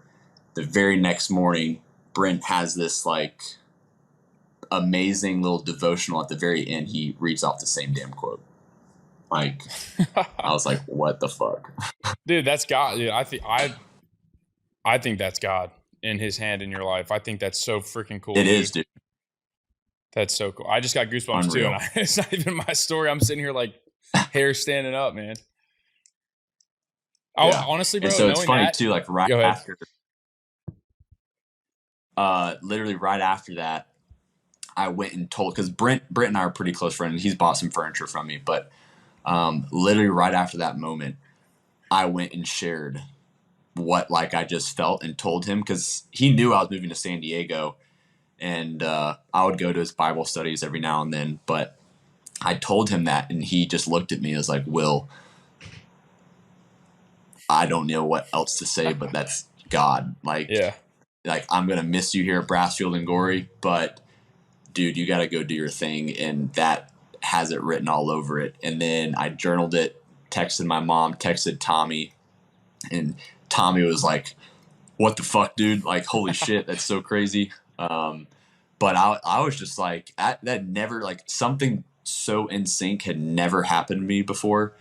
And then since I moved out here, nothing as powerful as that has happened, but I've had bits and pieces pop up, just like, me meeting Britton on Instagram and not hearing back, and then him following up with me the day after I had just toured the Makatory. So I think when you're really present in the moment and you know your intention and your purpose, you start to notice these little things that kind of come about that maybe it wasn't the time for you to really notice it, previously, but then in that moment you really noticed it. But yeah, so it's just freaking crazy, dude. Dude, I remember seeing that quote on your Instagram bio for a while, and I'd never heard it, but that's a phenomenal quote. Oh yeah. It's, I mean, dude, I if I had known that story and you didn't move to San Diego, I would have called you an idiot. Frankly, I'd have been like, dude, you're dumb. Like, come on, bro. Like, this is right in front of your face. That's so cool, dude. Yeah. I think that's such a powerful thing to think about, is the synchronicities that we're missing because we're so caught up in the future, the past, or this idea of like what our life needs to be for blah, blah, blah. Like, I just think that once you, I think Matthew McConaughey talks about this actually, is like the first step to like growth and becoming more of who you are and who you want to become is actually figuring out who you're not and who you don't want to become. So it's like stripping off these layers and these layers and these layers of programming and conditioning. And once that becomes more clear, your intuition grows, in my opinion, and you start to trust your intuition more because it has like, it's a clear sight picture. And it's when you have that clear intuition, which ties into your purpose and your intention, in my opinion, that's when you can see those synchronicities. Because when you're so tied up in all this hustle and bustle and the picture is foggy, you can't see stuff like that. You would probably forget that you even heard the quote, or that you wouldn't see how it relates to what you're thinking and your path moving forward. So I think that's so cool and super powerful for anybody listening, and for myself included. It makes me want to slow down, open my ears, open my eyes, and be like, what is God telling me right now that I'm missing because of my focus being in the wrong spot? So I just think that's so cool. Yeah. I think there was one, I don't know which, I can't remember his name, but it was one of your previous podcasts, and you guys were sitting on the beach and you guys were talking about, in today's life, it's like, what's next? Where do we have to go next? Like this fast pace. And whoever you were interviewing was like, yeah, like it's okay just to like slow down, be present, and not feel rushed to get to the next thing. Whether it be like, I think one of the examples was like cooking, like, hey, however long it takes to cook this thing, I'm going to enjoy it. I'm going to enjoy cooking it. I'm going to enjoy the meal. And when I get to bed, I get to bed. Versus like, oh, I got to cook in 10 minutes. I got to eat it in 10 minutes because it's 8:30 and I need to be in bed before 9. Yeah. So I think that philosophy is just going to, could potentially make you sleep like shit that night, just because you're like high strung, versus going to bed maybe 35, 45 minutes, a little bit later, but then sitting, being rested during your meal, digesting it well, and then hopping in bed a little bit later, and shoot, maybe you sleep in 10 more minutes. But I do think all of us, me included, there are like just slowing down, thinking about what you're doing right now and not worrying about, what's ahead, and just being present. And I think it will help everyone in the long run. Yeah, that idea was like the idea of slow maxing. And that was on episode 5 with Ian Seymour, one of my good friends who's in the Rays organization. Like slow maxing, basically, you mentioned, it's just, we're so, I heard this quote once, we're all in a rush to go nowhere. I mean, it's like, why the hell would I be in a rush to eat my food so that I can go rush to watch a YouTube video that I don't care about so I can go to sleep? Like, that doesn't make sense to me. So why do I do it? Why don't I just be like, hey, I'm going to cook this, see what happens.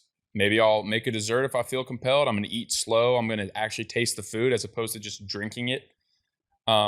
It's an interesting, it's so counter culture nowadays though, especially in our culture. The idea of somebody being like, what do you mean like taking your time? It just kind of sounds crazy. Which is wild. The one of the last questions I have for you, and it kind of wraps everything full circle, because we talked about taking steps and leaps of faith, moving to new places, creating a life that you want to live, that might be monetarily or financially less enticing in terms of like optimal. Yeah, well, not even optimal in my opinion, because I would argue that your life is more optimal, but like enticing in terms of like the Oh number and yeah. like the prestige of your job and your salary. One thing that's held me back from decisions in the past that I'm actively trying to dissuade now, I'm trying to do like almost the exact opposite, is holding on to money like it's going to save me from anything. And especially being young, so many people that I know personally make decisions based on money now, meaning not to say that you should be ignorant or foolish with your finances, but they won't go on a trip with their friends because I don't want to spend that money. It's like, dude, when you're 40 years old, is $1,000 or $2,000 going to be the difference between you being where you want to be and not? Or will that 2-week trip with all your best friends be one of the core memories that shaped your 20s? And so on and so forth. So many people make decisions like, oh, I can't move to San Diego. It's expensive. I can't take a pay cut and work as a woodworker, even though I love it way more. That's expensive. I can't buy higher quality foods. That's expensive. All that to say, what are your thoughts on money and how it relates to creating that life that you want to live? Well, I mean, I will say that I was probably making double what I was making back in Atlanta, North Carolina, than what I'm making now. But I'm 100 times happier out here. Like, so money definitely 100% does not buy happiness. But as far as that goes, like, I've cut things out of my life that cost things. Like, in Atlanta, most extracurricular things cost something. Well, in San Diego, the beach is free, hiking's free, walking is free. There's more outside things that you can enjoy with no cost, and so it's allowed me to financially put more money towards food, rent, gas, like all these other things that cost more than Atlanta does and other most places. But um, I'm also big on experiences, travel, seeing new things, and all that does come with a cost. Um, and I know that when I'm on my deathbed, I'm not going to regret spending more money on doing something that I will never like forget. And so I will always spend top dollar on experiences, moments, different things. And because money comes and goes, like, you'll have a lot, you won't have a lot. Times are tough, times are great. But I think just having a perspective on, like, you know, basically, like, all right, I'm about to go on this trip. Financially, I probably shouldn't do it right now, but in 50 years, like, am I going to remember this as like one of the best trips ever? And then I can, kind of not cut corners, but cut certain things out of my life for the next couple months that will allow me to save that money back. 100%. Like, go do the trip. Like, I'm going to Italy for like 2.5 weeks around end of September, October. Bro, I literally might see you there. Do I have them? I'll be Really? in Italy in late September, early October. Spain, Portugal, and Italy. Dude, we got to meet up. 100%. I'm going with some of my former college teammates, dude. That'd be hilarious. I'm going for a wedding. Oh, dude, that's awesome. So yeah, after this we'll figure out the dates and where we are at times and whatnot. But like, do I have the money? Yeah, I've got the money. But like, am I gonna like make? I mean, I'll just be making ends meet essentially. For like, I won't be saving anything, but the opportunity to go to Italy, see a whole new country that I've never been to. I've never even been to Europe. Go celebrate my best friend's wedding in like the Tuscany region and have a glass of wine, celebrate with him, eat some amazing food, be around a new culture, and then go visit Milan and Venice and Rome and see all these cool places. Like I would spend top dollar to do that, just like anyone would spend top dollar on a piece of furniture. Like I want those experiences. I want to see new places. I want to share those with people.